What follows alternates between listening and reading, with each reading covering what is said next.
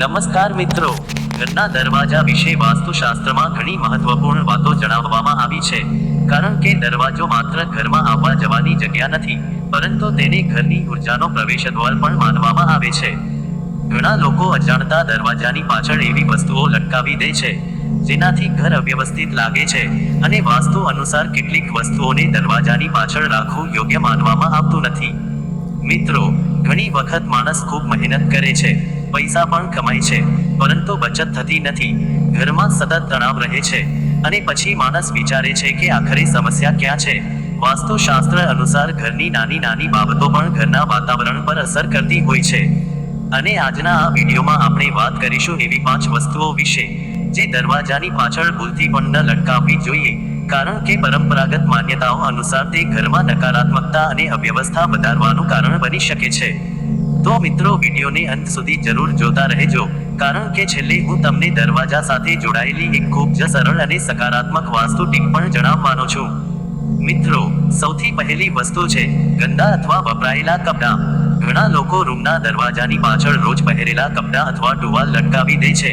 શરૂઆતમાં આ સામાન્ય લાગે છે, પરંતુ ધીમે ધીમે એ જગ્યા અવ્યવસ્થિત દેખાવા લાગે છે. વાસ્તુ મુજબ દરવાજાની પાછળ ગંદા કપડાં લાંબા સમય સુધી રાખવા યોગ્ય માનવામાં આવતું નથી, કારણ કે તે ઘરમાં આળસ અને નકારાત્મકતા વધારવાનું પ્રતીક માનવામાં આવે છે. સાથે સાથે ગંદા કપડાંથી દુર્ગંધ પણ ફેલાઈ શકે છે, તેથી કપડાં હંમેશા યોગ્ય જગ્યાએ જ રાખવા જોઈએ.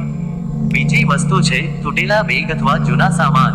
ઘણા લોકો દરવાજાની પાછળ જૂના બેગ, તૂટેલી છત્રી અથવા બિનજરૂરી વસ્તુઓ લટકાવીને રાખે છે, જેના કારણે ઘર ગોઠવાયેલું લાગતું નથી.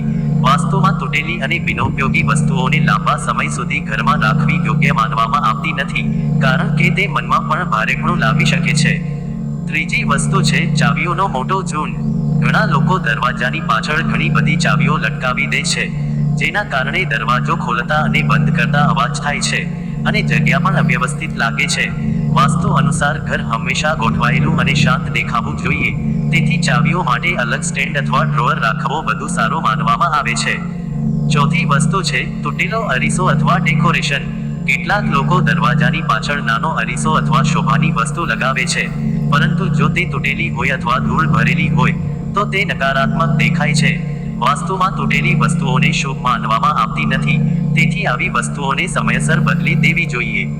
પાંચમી અને સૌથી મહત્વપૂર્ણ વસ્તુ છે બિનજરૂરી પ્લાસ્ટિક અથવા કચરો.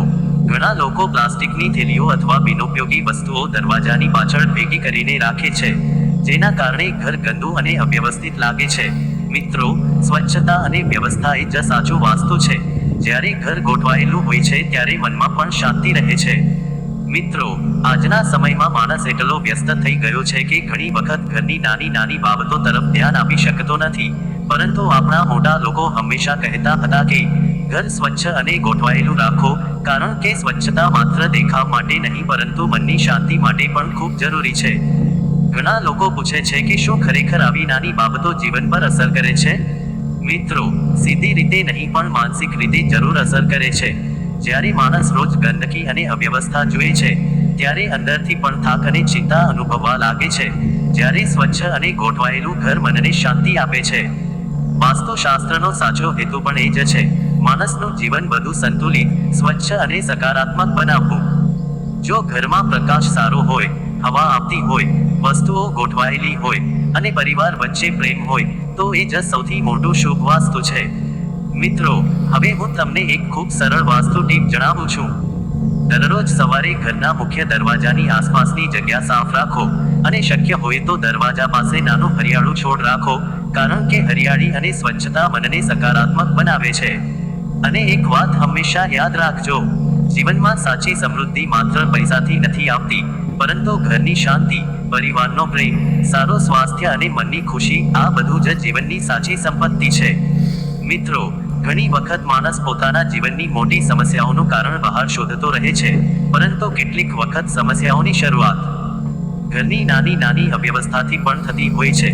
જ્યારે ઘર ગોઠવાયેલું ન હોય, વસ્તુઓ બિનજરૂરી રીતે અહીં ત્યાં પડેલી હોય, અને રોજિંદા જીવનમાં બેદરકારી વધતી જાય, ત્યારે ધીમે ધીમે મન પર પણ તેની અસર થવા લાગે છે. વાસ્તુશાસ્ત્રમાં દરવાજાને ખૂબ મહત્વ આપવામાં આવ્યું છે, કારણ કે દરવાજો માત્ર લાકડાનો એક ભાગ નથી, પરંતુ ઘરમાં પ્રવેશતી ઉર્જાનો માર્ગ માનવામાં આવે છે. અને કદાચ એ જ કારણ છે કે આપણા મોટા લોકો હંમેશા કહેતા હતા કે ઘરના દરવાજા અને તેની આસપાસની જગ્યા હંમેશા સ્વચ્છ અને ગોઠવાયેલી રાખવી જોઈએ. ઘણા લોકો એક સામાન્ય આદત તરીકે દરવાજાની પાછળ કપડાં લટકાવી દે છે. શરૂઆતમાં તે સરળ અને ઉપયોગી લાગે છે, પરંતુ ધીમે ધીમે તે અવ્યવસ્થામાં બદલાઈ જાય છે. રોજના પહેરેલા કપડાં, જૂના ટુવાલ અથવા બેગ દરવાજાની પાછળ ભેગા થવા લાગે છે, જેના કારણે રૂમનો આખો દેખાવ ખરાબ લાગે છે. મિત્રો, જ્યારે માણસ સવારે ઉઠીને સૌથી પહેલા ગંદકી અને અવ્યવસ્થા જુએ છે, ત્યારે તેની અસર મન પર પણ પડે છે. જ્યારે સ્વચ્છ અને ગોઠવાયેલું વાતાવરણ માણસને અંદરથી હળવું અને શાંત બનાવે છે. એ જ કારણ છે કે વાસ્તુમાં વ્યવસ્થાને ખૂબ મહત્વ આપવામાં આવ્યું છે. ઘણા લોકો દરવાજાની પાછળ તૂટેલી છત્રી અથવા જૂના બેગ પણ રાખે છે, કારણ કે તેમને લાગે છે કે ક્યારેક કામ આવશે, પરંતુ વર્ષો સુધી એ વસ્તુઓ એમ જ પડી રહે છે. મિત્રો, બિનજરૂરી વસ્તુઓ માત્ર જગ્યા જ નથી રોકતી, પરંતુ મનમાં પણ એક પ્રકારનું ભારપણું લાવે છે. તેથી સમયાંતરે ઘરમાંથી બિનઉપયોગી વસ્તુઓ દૂર કરવી ખૂબ જરૂરી છે. વાસ્તુમાં એવું પણ કહેવામાં આવે છે કે તૂટેલી વસ્તુઓ લાંબા સમય સુધી ઘરમાં ન રાખવી જોઈએ, કારણ કે તે બેદરકારીનું પ્રતીક માનવામાં આવે છે. જ્યારે માણસ પોતાના આસપાસની વસ્તુઓની કાળજી લેવાનું શરૂ કરે છે, ત્યારે જીવનમાં પણ ધીમે ધીમે શિસ્ત આવવા લાગે છે. મિત્રો, આજકાલ ઘણા લોકો પોતાના ઘરને સુંદર બનાવવા માટે મોંઘી સજાવટ કરે છે, પરંતુ ઘરની મૂળભૂત સ્વચ્છતા અને ગોઠવણી તરફ પૂરતું ધ્યાન આપતા નથી. જ્યારે હકીકતમાં શાંતિ ભરેલું ઘર મોંઘી વસ્તુઓથી નહીં પરંતુ સ્વચ્છતા અને પ્રેમથી બને છે. ઘણા લોકો પૂછે છે કે શું દરવાજાની પાછળ ચાવી લટકાવવી યોગ્ય છે? મિત્રો, જો વ્યવસ્થિત રીતે રાખવામાં આવે તો કોઈ સમસ્યા નથી, પરંતુ ઘણી બધી ચાવીઓનો અવાજ કરતો મોટો ઝુંડ દરવાજા પાછળ લટકતો હોય તો તે જગ્યા અવ્યવસ્થિત લાગે છે. તેથી ચાવીઓ માટે નાનું સ્ટેન્ડ અથવા બોક્સ રાખવું વધુ સારું માનવામાં આવે છે. મિત્રો, ઘરમાં સકારાત્મકતા લાવવા માટે સૌથી જરૂરી છે પ્રકાશ, હવા અને સ્વચ્છતા. જો ઘર અંધારું હોય, વસ્તુઓ ગંદી હોય અને દરવાજાની આસપાસ કચરો ભરેલો હોય, તો સ્વાભાવિક રીતે મન પર તેની નકારાત્મક અસર પડે છે. એટલા માટે જ ઘણા લોકો દરવાજા પાસે નાના હરિયાળા છોડ રાખે છે, કારણ કે હરિયાળી મનને શાંતિ આપે છે અને ઘરને જીવંત બનાવે છે. ખાસ કરીને સવારના સમયે જ્યારે તાજી હવા અને પ્રકાશ ઘરમાં આવે છે ત્યારે આખું વાતાવરણ વધુ સકારાત્મક લાગે છે.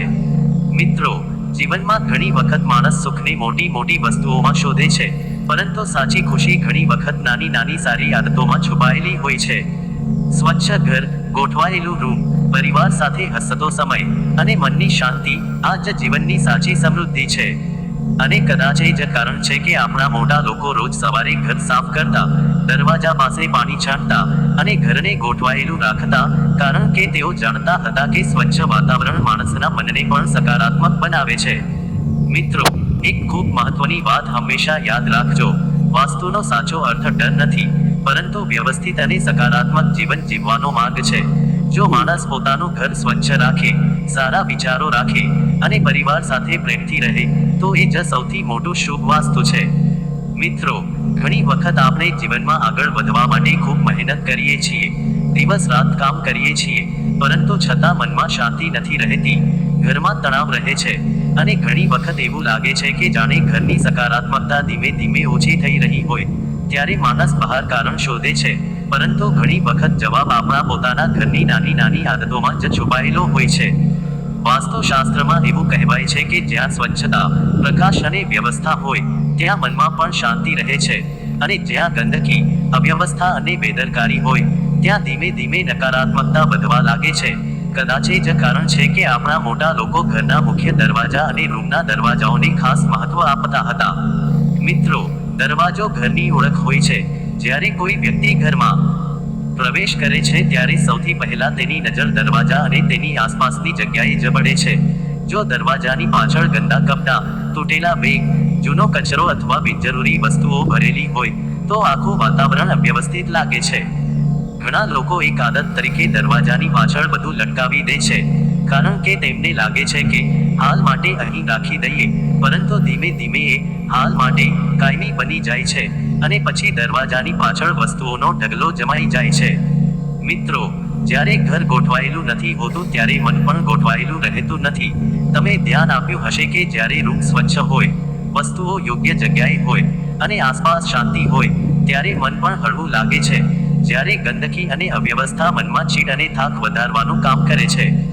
ઘણા લોકો દરવાજાની પાછળ જૂના જૂતા અથવા ચપ્પલ પણ મૂકી દે છે, પરંતુ વાસ્તુમાં પ્રવેશદ્વાર અને દરવાજાની આસપાસની જગ્યા સ્વચ્છ રાખવી ખૂબ શુભ માનવામાં આવે છે, કારણ કે એ જ જગ્યા ઘરની પ્રથમ છાપ બનાવે છે.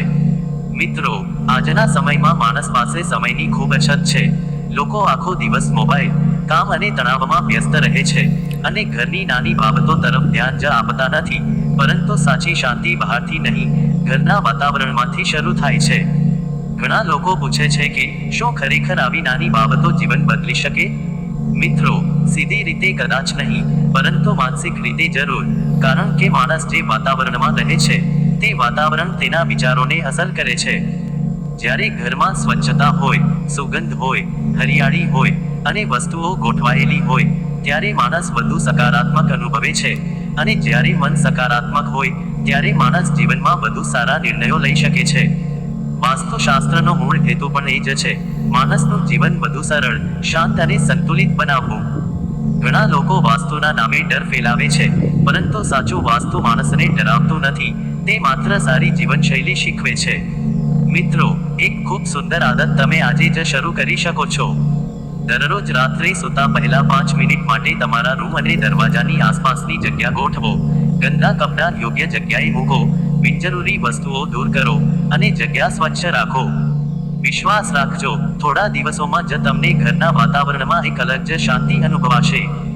ઘણા લોકો દરવાજા પાસે નાનું હરિયાળું છોડ પણ રાખે છે, કારણ કે હરિયાળી મનને તાજગી આપે છે, અને સવારમાં જ્યારે સૂર્યપ્રકાશ ઘરમાં આવે છે ત્યારે આખું વાતાવરણ જીવંત લાગે છે.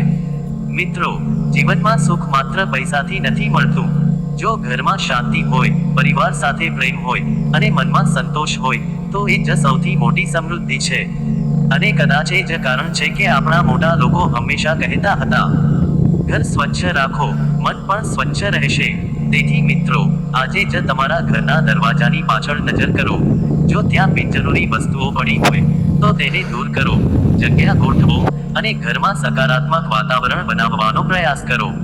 કારણ કે નાની નાની સારી આદતો જ ધીમે ધીમે જીવનમાં મોટો બદલાવ લાવે છે.